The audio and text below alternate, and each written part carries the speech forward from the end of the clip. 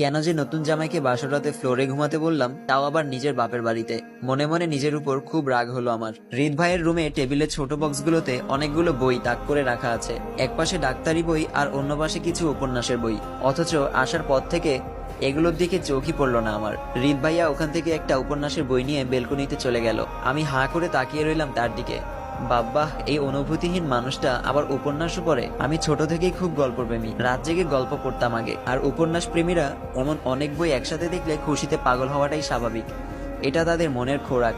ইচ্ছা করছে বইগুলো দেখতে, কিন্তু সে তো বলল তার জিনিসে কেউ হাত দিতে পারে না, তার অনুমতি নিয়েই পড়তে হবে। আর এখন মন মেজাজও ভালো নেই, প্রচুর চিন্তা ঘুরপাক খাচ্ছে মাথায়। আপাতত নিজেকে একটু বিশ্রামে নিতে হবে। চুপচাপ বিছানায় শুয়ে আছি আমি, মাথায় খুব চিন্তা ঘুরপাক খাচ্ছে।